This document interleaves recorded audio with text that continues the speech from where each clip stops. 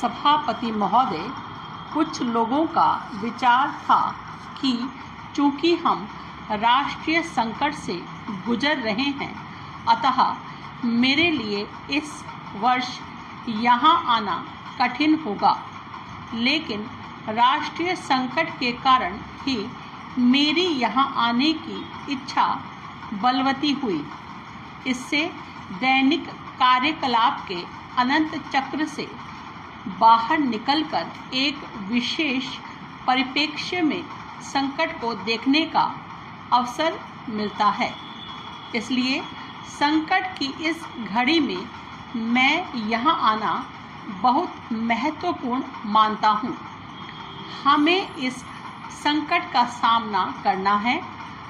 देश के प्रत्येक भाग में लोगों ने, स्त्री पुरुष, बूढ़े जवान, सब ने बहुत बेमिसाल और शानदार तरीके से इसका उत्तर दिया है। इससे पता चलता है कि शायद संकट का लाभ भी है, क्योंकि हम देश में ऊपरी मतभेदों के बावजूद भी एक स्थायी एकता देखते और अनुभव करते हैं।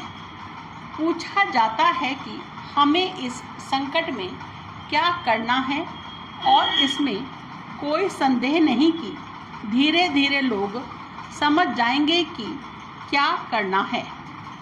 इस संबंध में हमारा क्या दृष्टिकोण है, मैं इस बारे में कुछ शब्द कहना चाहूँगा।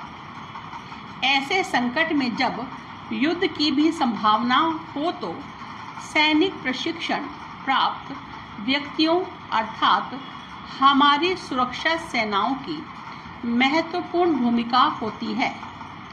लेकिन हमें याद रखना चाहिए कि वह भूमिका उस हिमशैल की तरह है जिसे केवल चोटी ही पानी से ऊपर दिखाई देती है। बड़ा भाग पानी के नीचे रहता है।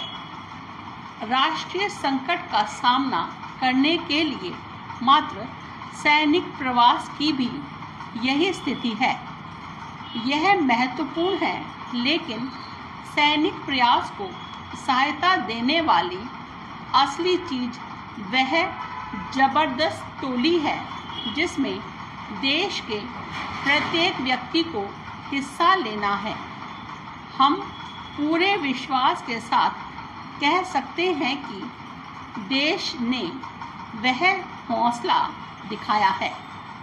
इसी हौसले के कारण हम विश्वास के साथ कह सकते हैं कि हमारे इस प्राचीन देश का इस संकट में और बाद की स्थितियों में क्या होगा।